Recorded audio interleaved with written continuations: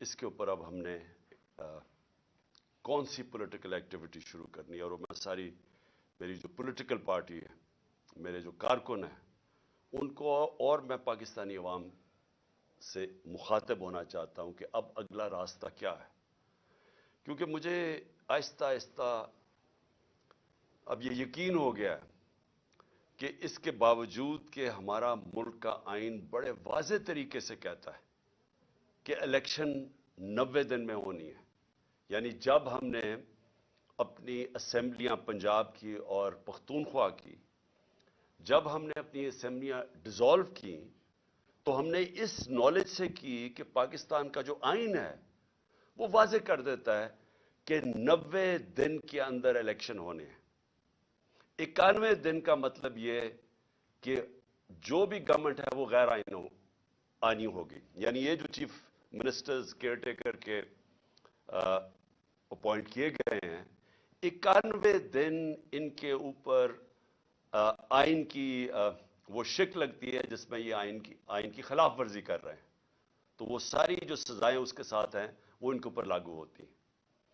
اور اس کے اندر جو الیکشن کمیشن ہے، جو چیف الیکشن کمشنر ہے، اس کا جو رولز اب تک سامنے آ رہا ہے کہ اس کے باوجود کہ اس کو پتہ ہے کہ پاکستان کا جو آئین ہے وہ 90 دن کے اندر الیکشن کروایا تھا جب ہماری اسمبلیاں ڈیزالو ہوئی، تو نہ گورنر نے ابھی تک اس کے اوپر چلا ہے، دونوں گورنرز نہیں چلے، نہ الیکشن کمیشن اس کے اوپر چلی۔ اور جو سب سے حیرتناک بات ہے کہ الیکشن کمیشن بے بسی ظاہر کر رہی ہے کہ جی پیسے نہیں ہیں، وہ کوئی گورنمنٹ کا ادارہ میرے ساتھ تعاون نہیں کر رہا، کہ جی وہ کوئی کہتا ہے ہر قسم کی ہم خبریں پڑھتے ہیں کہ جی پولیس نہیں ہوگی تو فوج نہیں ہوگی۔ تو میرے پاکستانیوں یہ سمجھ جائیں کہ جس دن پاکستان کے آئین کے اوپر کوئی عمل نہیں ہوتا اور پاکستان کی جوڈیشری عمل نہیں کروا سکتی، یعنی جوڈیشری فیصلہ کرتی ہے کہ یہ ہونا چاہیے آئین، اور یہ آئین کیونکہ جوڈیشری تو آئین کی انٹرپریٹیشن کرتی ہے، تو وہ جب ایک چیز سامنے رکھتی ہے کہ یہ واضح آئین میں، اور اس کے بعد کوئی بھی حکومتی کوئی بھی ادارہ ڈپارٹمنٹ یہ کہے کہ ہم جی اس میں تعاون نہیں کر سکتے، اس کے بعد ملک کا قانون ختم ہو گیا۔ اس کا مطلب یہ کہ جب آپ کے ملک کے آئین کے اوپر پاکستان کی عدلیہ عمل ہی نہیں کروا سکتی، تو یہ سمجھ جائیں کہ اس سے بڑی بربادی ایک ملک کی نہیں ہو سکتی۔ جنگیں ہار کے ملک بچ جاتے ہیں، پھر سے کھڑے ہو جاتے ہیں۔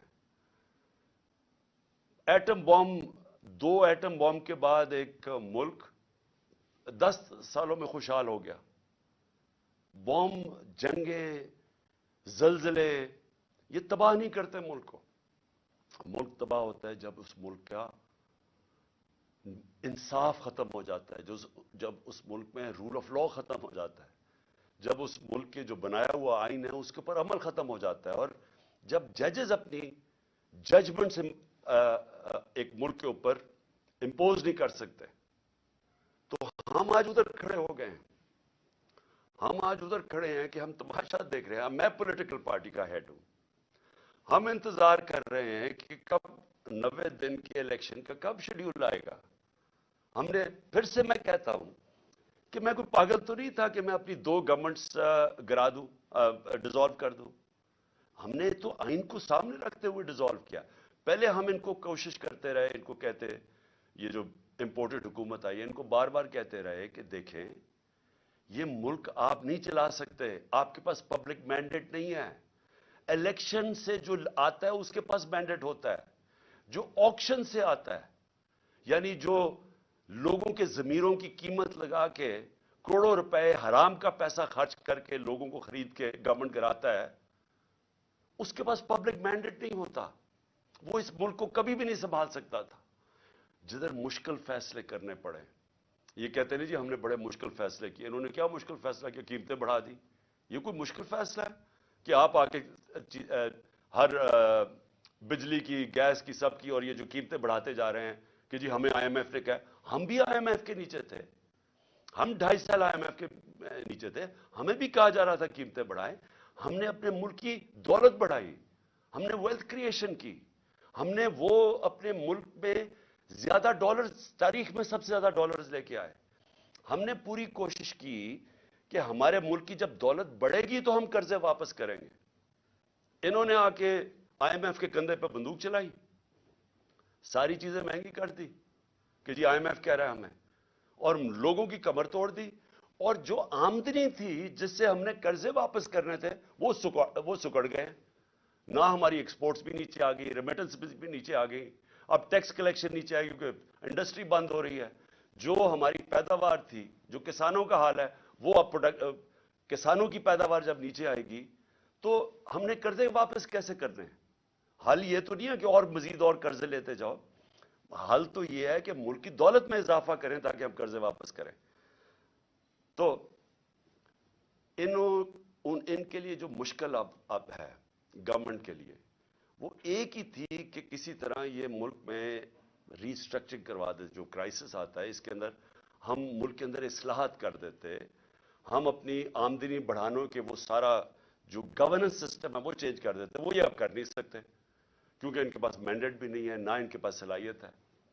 لیکن میں آج اپنی قوم کے سامنے جو بات کہنا چاہتا ہوں کہ دیکھیں, اگر کسی کا خیال ہے, یہ میں پہلے بھی کہہ بیٹھا ہوں, کہ کوئی بڑا قابل, کوئی جینیس, کوئی اکانومسٹ دنیا سے باہر لے آئیں اور وہ ہمیں کوئی ایسی اکنامک پالیسی دے جس سے ملک اٹھ جائے گا, تو آپ کو سمجھنا چاہیے کہ اکنامک پالیسی ایک ملک کی انوائرمنٹ کے اندر بنائی جاتی ہے. یعنی ایک ماحول ہوتا ہے جس کے اندر اکنامک پالیسی امپلیمنٹ کی جاتی ہے.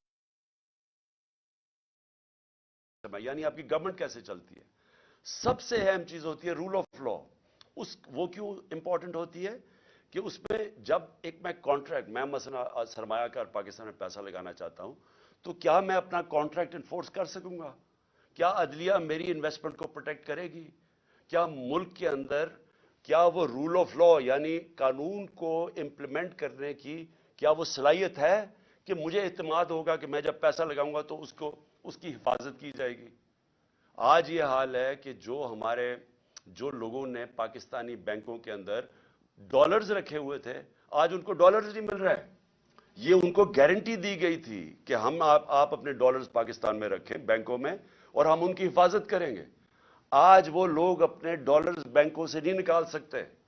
یہ بھی یہ کانٹریکٹ جو سوشل کانٹریکٹ ہوتا ہے عوام میں اور حکومت میں, پہلے تو اس کی نفی کر کے رکھ دی ہے. اب سوچیں کون باہر سے پیسے لے کے آئے گا پاکستان میں؟ بلکہ بیرون ملک پاکستانی ابھی بھی اپنا پیسہ نکالنا شروع ہو گئے ہیں یا پیسہ نہیں لا رہے پاکستان میں, جس کا مطلب کہ ڈالرز مزید اور کم ہوتے جا رہے ہیں پاکستان میں, جس کا مطلب ڈالر کے قرضے بڑھتے جا رہے ہیں پاکستان میں. تو اس ماحول کے اندر یہ جو آج اتنی بڑی ہمارے آئین کی خلاف ورزی ہو رہی ہے کہ 90 دن سے یہ کوئی ان کی سوچ نہیں نظر آ رہی کہ 90 دن کے اندر الیکشن کروانا ہے, بلکہ پورا دباؤ رکھا جا رہا ہے, ہر ادارے کے اوپر دباؤ رکھا جا رہا ہے کہ کسی نہ کسی طرح یہ الیکشن کو کھینچے, کیونکہ یہ ساری جو پی ڈی ایم ہے یہ الیکشن سے بھاگ رہی ہے, ڈرتی ہے الیکشن لڑتے ہوئے. ان کو پھر سے میں کہتا ہوں, یہ الیکشن سے گورنمنٹ میں نہیں بیٹھے, آکشن سے بیٹھے ہوئے ہیں. یہ ڈرے ہوئے ہیں الیکشن ہوگا یہ ہار جائیں گے. لہٰذا اس کا مطلب یہ ہے کہ آئین کی خلاف ورزی ہو جائے لیکن الیکشن نہ ہو. اور یا پھر یہ کوشش کر رہے ہیں جو میں نے بات شروع کی تھی کہ میں پارٹی کا ہیڈ ہوں, ہمیں ابھی تیاری ہونی چاہیے تھی الیکشن کیمپین کی, مجھے ابھی ٹکٹس فائنلائز کرنے چاہیے تھے لوگوں کے تاکہ وہ ہمارے سارے جو کینڈیڈیٹس اپنے حلقوں میں نکلیں, لیکن ابھی تک ہمیں ڈیٹ ہی نہیں مل رہی. اور یہ کدھر تک جائیں گے؟ کیا ان کا وہ خیال ہے جو انہوں نے کراچی میں کیا تھا کہ ڈیلے کرتے کرتے ڈیٹس چینج کرتے کرتے آخر میں اتنا تھوڑا ٹائم دیا الیکشن سے پہلے کو کوئی کیمپین ہی نہیں کر سکا, کیونکہ یہ چاہتے تھے کہ ٹرن آؤٹ کم ہو. اگر لوگ کم نکلیں گے ووٹ ڈالنے کے لیے تو یہ سمجھتے ہیں کہ انہوں نے دھاندلی کر کے یہ الیکشن جیت سکتے ہیں. جو کراچی میں پیپلز پارٹی کا کراچی میں ووٹ بینک ہے ہی نہیں, کوئی پول سروے کر لیں, لیکن وہ الیکشن میں بڑا کارنامے دکھاتی ہے. وہ کیوں کرتی ہے؟ کیونکہ لوگ نکلتے نہیں اور دھاندلی کا موقع مل گیا. ہماری جو تحریک انصاف کی کوشش, جو ہم 16 جولائی کا الیکشن جیتے, اس کے بعد جو ہم اکتوبر کے اندر نیشنل نیشنل اسمبلی کے الیکشن جیتے, جو ہم 16 جولائی کو پروونشل اسمبلی کے پنجاب میں الیکشن جیتے, ہم کیسے جیتے؟ کیونکہ بڑا زبردست ٹرن آؤٹ ہوا پبلک. وہ کبھی بائی الیکشن میں اتنی پبلک نکلی نہیں, اس لیے ہم جیت گئے. اور دھاندلی کے باوجود ہم جیتے. سب ایک ہی پیج پہ کھڑے تھے, ساری پارٹیز ایک طرف تھی, ان کو پوری اسٹیبلشمنٹ کی بیکنگ تھی, الیکشن کمیشن کے ساتھ ہی. کیونکہ پبلک باہر نکلے ہم جیت گئے. تو اب یہ مجھے خوف یہ ہے کہ کوششیں کر رہے ہیں کہ اینڈ میں جا کے اگر الیکشن ہو, بھی پہلے تو کوشش ان کی ہے کہ الیکشن نہ ہوگا اگر اینڈ میں, تو اتنی کم ٹائم ہمیں کیمپین کا ملے کہ یہ اس کم کیمپین کو استعمال کرتے ہوئے یہ الیکشن جیت جائیں.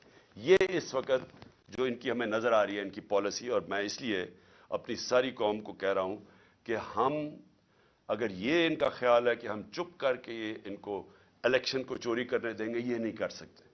اور یہ اگر ان کا خیال ہے کہ ہر حربہ استعمال کریں گے, اور پورا پریشر انہوں نے عدلیہ کے اوپر اب ڈال دیا ہے, ساری کوشش یہ ہے کہ کسی طرح الیکشن آگے جائے, تو اس کے اوپر ہم نے فیصلہ کیا ہے کہ ہم یہ جو ابھی میں تحریک اناؤنس کروں گا, ہم اس میں اب نکلنے لگے ہیں.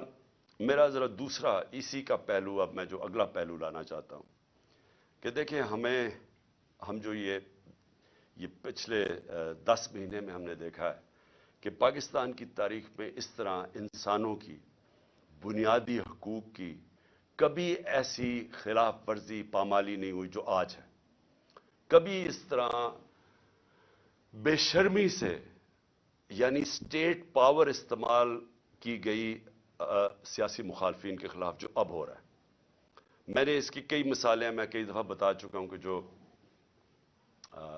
شہباز گل سے شروع ہوا تشدد, اس کو ننگا کیا گیا, اس سے جو ظلم کیا گیا جیل میں, مجھے ابھی تک افسوس ہے کہ کوئی ان لوگوں کے اوپر کارروائی نہیں ہوئی جو ذمہ دار تھے اس کے. اس کے بعد اعظم سواتی سے جو کیا گیا, اب جو اعظم سواتی سے کیا گیا وہ قوم ہل گئی. خاص طور پہ پہلے تو جو تشدد کیا, اس کے بعد جو ایک ویڈیو کیسٹ ویڈیو اس کی بھیجی گئی ان کی بیوی کو اور ان کی بیٹی کو. اس طرح کی چیزیں کبھی اس ملک کی تاریخ میں نہیں ہوئی کہ ایسی بلیک میلنگ اور ایسا اس ملک میں نہیں ہوا. اور اس کے بعد جو فواد چودھری کو اٹھایا, شیخ رشید کو اٹھایا, لیکن جو صحافیوں سے ہوا, میں اس لیے بار بار کہتا ہوں کہ یہ سارا کنیکٹڈ ہے. منہ بند کروانے کے لیے, بلیک میل کرنے کے لیے ساری کیمپینز کی گئی. ارشد شریف سے جو ہوا ہے, یعنی میں ارشد شریف کا اس لیے کہتا ہوں کہ اس طرح کی تو ہم نے کبھی سوچا بھی نہیں, تصور بھی نہیں کیا تھا کہ اس طرح کے ایک پاکستان کے بیسٹ بہترین انویسٹیگیٹو جرنلسٹ سے جو اس کے اوپر ایف آئی آرز کاٹی گئیں, اس کو ملک سے باہر پھر دھمکیاں دی گئیں, اور وہ دیکھیں اس کو کہ ایسا وہ ایک مجاہد جو کھڑا رہا, رائے حق پہ کھڑا رہا, اور پھر اس کو جو قتل کیا گیا کیریا میں. یعنی اس طرح کی میرے ہوتے ہوئے تو کوئی میں نے مثال نہیں دیکھی. حالانکہ میں نے جنرل مشرف کا مارشل لاء دیکھا, وہاں کبھی اس طرح کی حرکتیں نہیں ہوئی جو ان 10-11 مہینوں میں ہوئی. اور اس کے بعد میں اور بھی جمیل فاروقی, وہ جا کے بتا رہے ہیں کیسے ننگا کیا گیا, ٹارچر. کتنے سوشل میڈیا کے ایکٹیوسٹ, ینگ لڑکیوں کو تو دھمکیاں, لڑکوں کو جنہوں نے اٹھایا اور اس کے بعد ان کو کسی سیف ہاؤس میں لے کے گئے, وہاں مار دھاڑ کر کے اس کو واپس لے آئے. اور اس سے یہ سوچا یہ جا رہا ہے کہ اس سے یہ کنٹرول کر لیں گے ملک کو, جس طرح ہم بھیڑ بکریاں ہمیں مار مور کے تو ہمیں ساروں کو کنٹرول کر لیں گے. یہ سارا ہو رہا ہے اس کے پیچھے. میں اس کے اوپر خاص توجہ ذرا دینا چاہتا ہوں کہ میری جو جے آئی ٹی ہے, میں یہ اس لیے آپ کے سامنے رکھ رہا ہوں کیونکہ میں یہ بار بار لوگوں کے سامنے اس چیز کو لے آیا ہوں. اس سے پہلے میں صرف کہنا چاہتا ہوں کہ 13 کی رات کو ایک ملتان کے اندر پیپرز درج کروانے کا جو ٹائم تھا, اس ایک انسیڈنٹ ہوتا ہے, نون لیگ کی اور تحریک انصاف کے کارکنوں میں کوئی تھوڑی جھڑپ ہوتی ہے. اسی دن رات کو نون لیگ کے کارکنوں کو کچھ نہیں کہا جاتا, ایک دو کے اوپر ایف آئی آر کاٹ دیتی, ان کو کچھ نہیں کہا جاتا. 20 تحریک انصاف کے کارکنوں کے گھروں میں اس دن ساری رات 2-2, 3-3 بجے گھروں میں گھسے, وہاں نہ چادر اور چار دیواری کی نہ انہوں نے پرواہ کی. جس طرح 25 مئی میں انہوں نے کیا ہمارے ساتھ, ایم پیز کے گھروں میں گھسے 2-3 بجے. بھئی آپ پولیس ہیں, یہ پولیس سے یہ کام کروایا جا رہا ہے, تو لوگ پولیس سے نفرت کریں گے یا نہیں کریں گے؟ کون سی دنیا کی پولیس یہ کرتی ہے؟ ڈاکوؤں کی طرح لوگوں کے گھروں میں گھساتے ہیں 3 بجے, اور وہاں جا کے عورتوں کے سامنے, ان کی فیملیز کے سامنے وہاں خوف پھیلاتے ہیں اور ڈراتے ہیں, دھمکاتے ہیں, چیزیں توڑ کے چلے جاتے ہیں. یہ کون سی دنیا میں ہوتا ہے؟ اور کدھر ہے انسانوں کے؟ اور یہ کون ہے؟ یہ پولیٹیکل ورکرز ہے. انہوں نے کون سا جرم کیا ہے کہ یہ جو اب 25 میں کون سا جرم کیا تھا کہ جو انہوں نے جس طرح کا ظلم کیا؟ اور آج دیکھیں کہ یہ جو کیئر ٹیکر گورنمنٹ جو ہوتی ہے نیوٹرل, اس کا مطلب ہوتا ہے کہ یہ بالکل غیر جانبدار ہوتی ہے. کیئر ٹیکر گورنمنٹ ایسی بٹھائیں جو ہمارے سخت مخالف, جس طرح یہ چیف منسٹر پنجاب کا بٹھایا ہوا ہے, اس کی چینل دیکھ لیں, یہ ہمارا بدترین مخالف ہے اور آصف زرداری کا بغل بچہ ہے. اس کو لا کے یہاں بٹھایا گیا, اور وہ آدمی جو کہ جس کا کردار مشکوک ہے, جس نے نیب میں سیٹلمنٹ کی ہوئی ہے, یعنی کرپشن کے اندر پیسے دیے ہوئے ہیں, اس کو اوپر لا کے بٹھا دیا. اس نے سارے وہ آفیسرز, ہم نے 23 آفیسرز کی لسٹ دی کہ انہوں نے ہمارے اوپر 25 مئی پر تشدد کیا, ان میں سے 16 کو یہاں واپس لا کے بٹھا دیا اور اہم پوزیشنز پہ بٹھا دیا. اور انہوں نے پھر جو کیا ابھی سے آتے ساتھ ہی, یعنی ہمیں ہے کیئر ٹیکر گورنمنٹ جو ہم نے والنٹیرلی اپنی گورنمنٹس ڈیزالو کی. آنی چاہیے تھی کیئر ٹیکر جو نیوٹرل ہونی چاہیے تھی, ہمارے مخالفین کو اوپر بٹھا کے, اور وہ ہراساں ہو رہا ہے اس وقت. ہمارا علی سائی ہیں, میں ذرا ایک اور آپ کے مثال, علی سائی ہیں داماد چیف جسٹس پنجاب کے, لاہور ہائی کورٹ کے. اس کے اوپر پہلے کسی آدمی کو پکڑا, اس کو بند کیا, اس کے اوپر تشدد کیا, اس سے کیس بنایا اس کے خلاف, اور اب اس کو نیب میں بلایا جا رہا ہے. عثمان ڈار ہمارے وہاں سیالکوٹ کے جو ایم این اے کے ایسپرنٹ ہیں, ایک آدمی کو پکڑا, وہ حالانکہ اس کی کوئی پوزیشن نہیں تھی, اس کو پکڑا, اس کو کہا اس کے خلاف کیس بناؤ, تم سٹیٹمنٹ دو اس کے اگینسٹ. اس کو لے کے گئے, اس کو بند کیا, سیف ہاؤس میں بند کیا, اس کو پہلے مارا, دھمکایا, ننگا کیا. اس کے بعد کہا آپ کے بیوی بچوں سے ہم یہ کریں گے, اگر آپ یہ نہیں کریں گے. اسے سٹیٹمنٹ سائن کروا لی. اور یہ صرف اور صرف کوشش ان کی کہ کسی نہ کسی طرح تحریک انصاف کو کمزور کیا جائے, ڈرایا دھمکایا جائے. اس وجہ سے میں وہ اب یہ تحریک اناؤنس کر رہا ہوں اس کے بعد کہ ان کا جو آپ کا شوق ہے انشاءاللہ ہم آپ کا شوق پورا کر دیں گے. لیکن جو افسوسناک چیز ہے, میں یہ صرف اپنے کارکنوں کا اس لیے بتانا چاہتا ہوں کہ ایک تو یہ کیا کرتے ہیں کہ ان کے اوپر ظلم کرتے ہیں لوگوں پہ, پھر اس کی کہانیاں آتی ہیں ہمارے لوگوں کے پاس کہ جی یہ آپ کے اوپر ظلم کیا گیا تاکہ وہ باقی لوگ ڈر جائیں. ہمارے ایک ایم پی ہیں پنجاب کے, اس کو انہوں نے بلا لیا, ڈرایا دھمکایا, پھر اس کو اعظم سواتی کی انہوں نے وہ ویڈیو دکھائی جدھر اعظم سواتی کے اوپر تشدد ہو رہا ہے. اس کو دکھایا گیا کہ یہ تمہارے سے بھی ہوگا. اعظم سواتی کے اوپر جب تشدد کر رہے تھے تو اس کو کہہ رہے تھے عمران خان کو بتائے, اس سے یہ ہم کریں گے. یہ ہمارے وہ لوگ ہیں جو ہم پیٹ کاٹ کے جن ایجنسیز کو پال رہے ہیں, وہ یہ دھمکیاں دے رہی ہیں. پھر وہ شہباز گل اس کے اوپر سارا وقت پوچھے کہ جی بتاؤ عمران خان نے نہیں, اس نے تمہارے خلاف سٹیٹ, یعنی شہباز گل سے میرے خلاف اسے لے رہے تھے, ایویڈنس لے رہے تھے کہ بتاؤ کہ عمران خان نے یہ کروایا تاکہ مجھے پھنسا سکے. جس کو یہاں سرکاری نوکروں کو انہوں نے جو پنجاب میں تھے جن کو اب او ایس ڈی کر دیا, ان کو بار بار پوچھتے تھے جی بچاؤ کوئی کرپشن ہے, کوئی انہوں نے کچھ کیا, کوئی انہوں نے پیسے لیے کوئی پوسٹنگ ٹرانسفر پہ.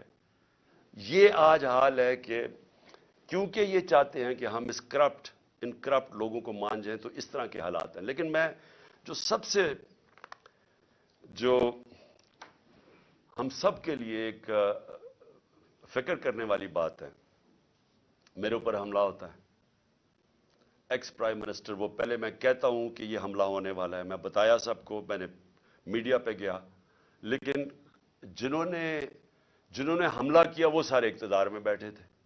ایک ڈرٹی ہیری تھا، وہ بھی پاور میں تھا، اس کے پاس ساری اندرونی پاور ہے. دوسری طرف رانا ثناء اللہ اور شہباز شریف.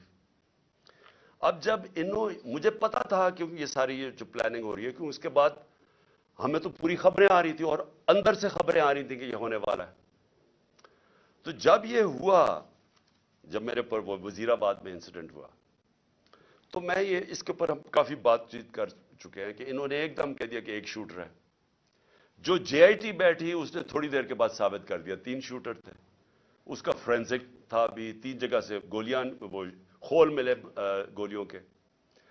اور وہ جو سارا بیانیہ تھا کہ ایک شوٹر نے اور دینی انتخاب پسند نے کیا، وہ سارا ختم ہو گیا.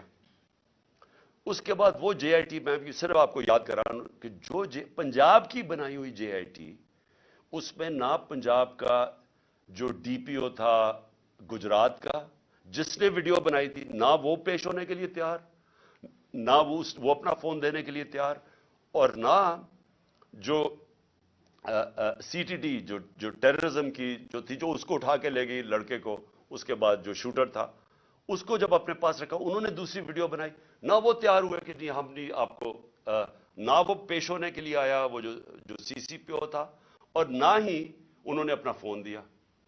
یعنی پنجاب گورنمنٹ کی جے آئی ٹی کی انہوں نے خلاف ورزی کی. میں یہ پھر رول آف لا پہ آ رہا ہوں کہ یہ جب اس طرح ہونا شروع ہو جائے تو گورنمنٹ تو ختم ہو جاتی ہے. سٹنگ گورنمنٹ ایک تفتیش کر رہی ہے، جس پارٹی کی پاور میں ہے گورنمنٹ، اس پارٹی کے سربراہ کے اوپر قاتلانہ حملہ، اس کے اوپر پولیس والوں نے منع کر دیا. پھر جے آئی ٹی جو بنی، اس کے 4 ممبرز نے جا کے ایک دم جے آئی ٹی کے خلاف بیان دے دیا.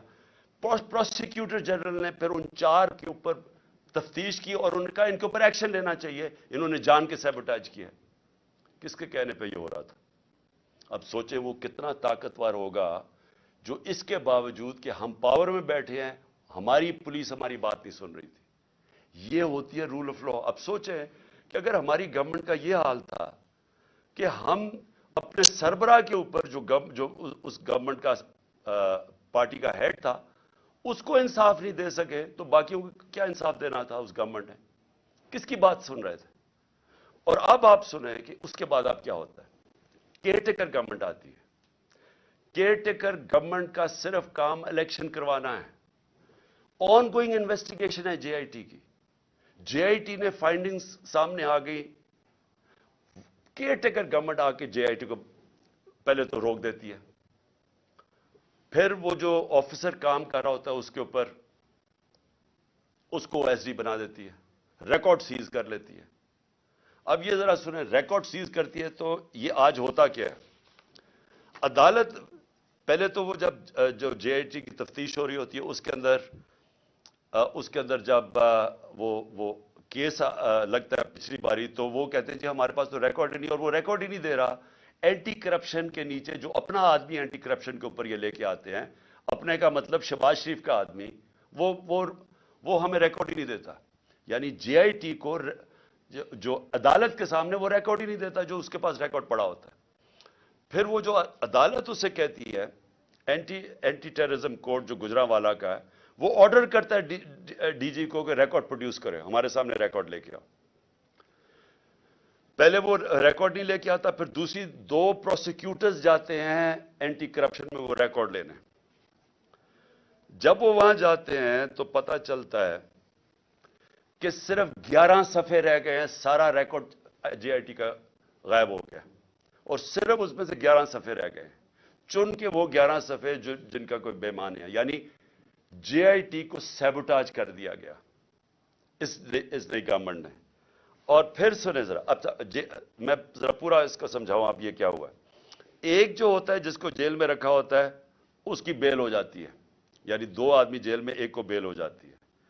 اور کیونکہ ہمارا کیس نہیں رجسٹر کرتی، کیونکہ پولیس میری ایف آئی آر نہیں رجسٹر کرتی، اور پولیس اپنی ایف آئی آر لے کے آتی ہے جس میں پولیس کہتی ہے ایک شوٹر ہے، جو جے آئی کا جو تفتیش ہوتی ہے اس میں پتہ چلتا ہے 3 شوٹر ہے، تو ان کی ایف آئی آر تو بے معنی ہو گئی نا.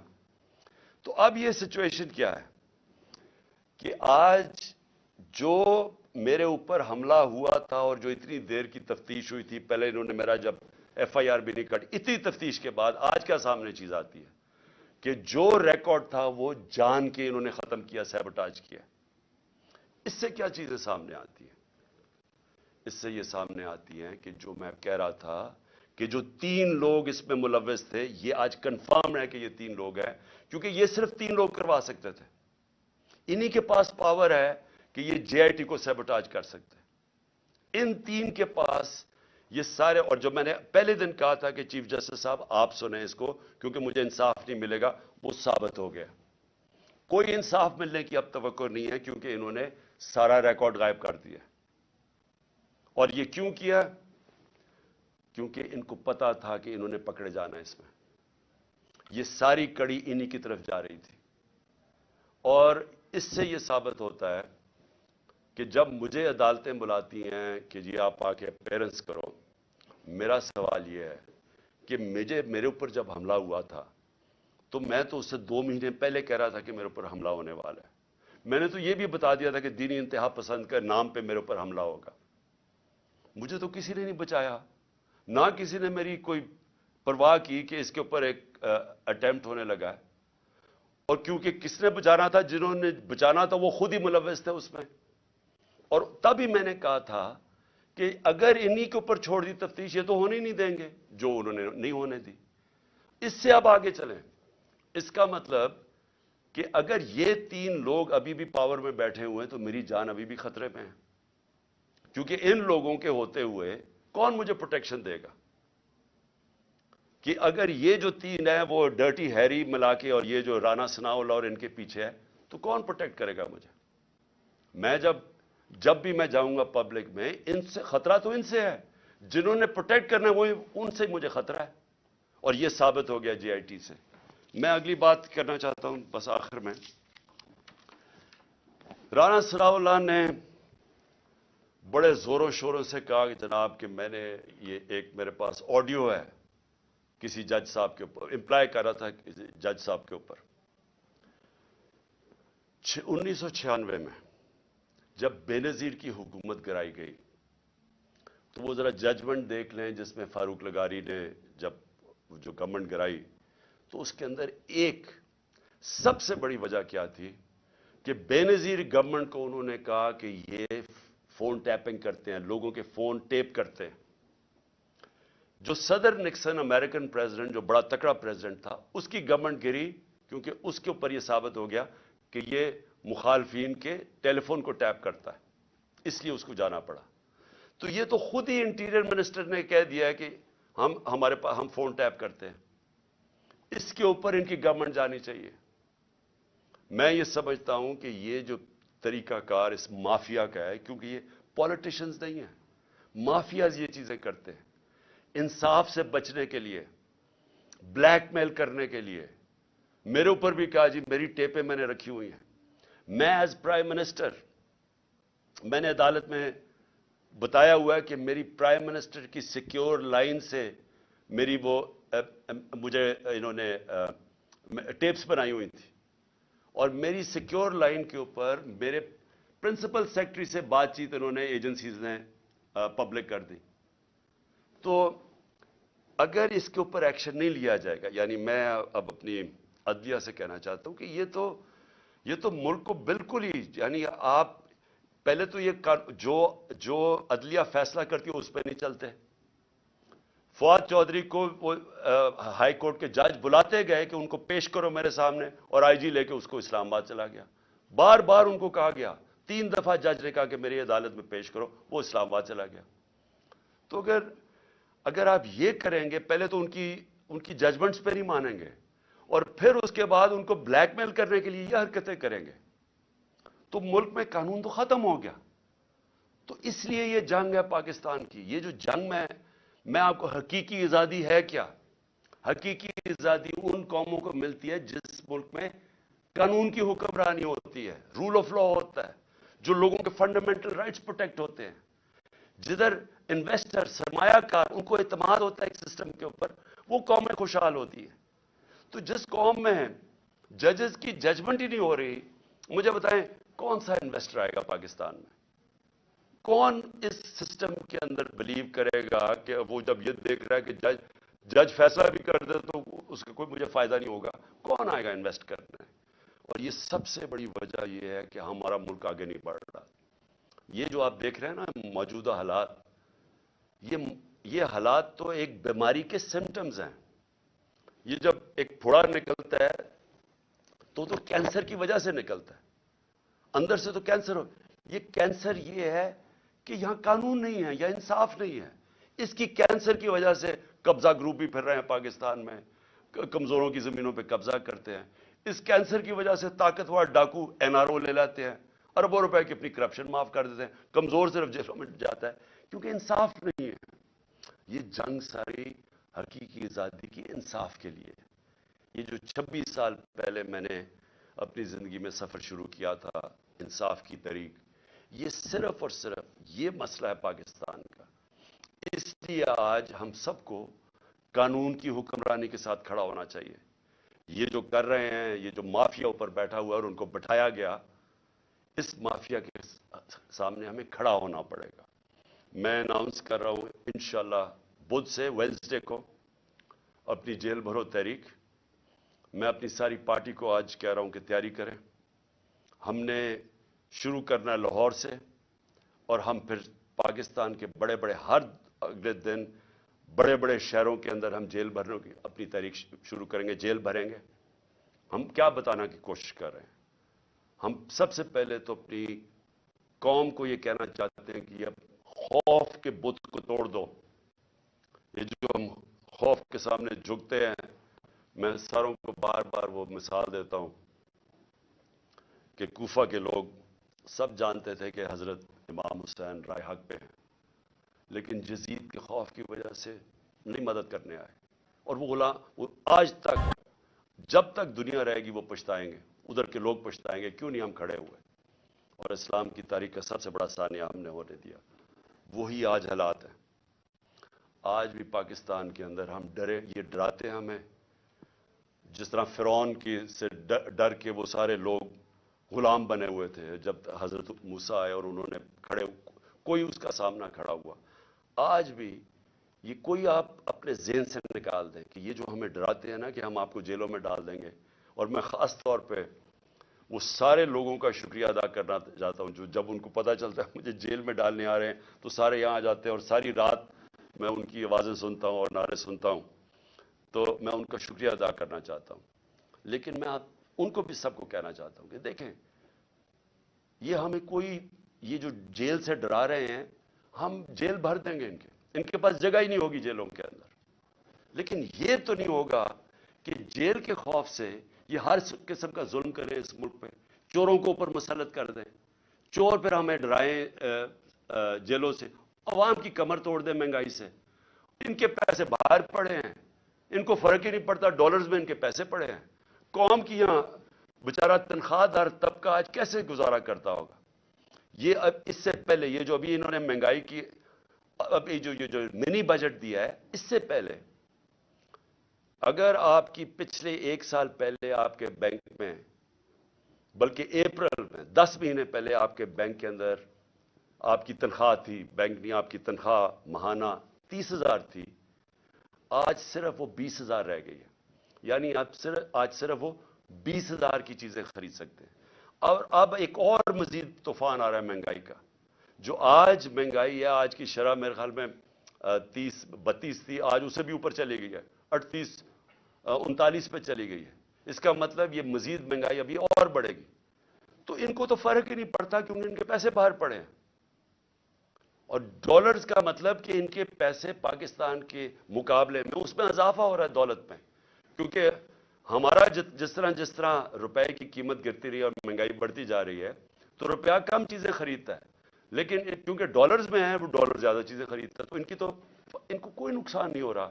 یہ جو ملک میں اس وقت عذاب آیا ہوا ہے مہنگائی کا.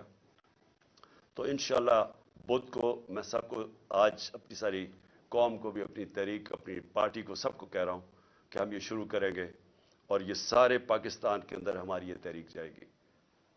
پاکستان زندہ باد.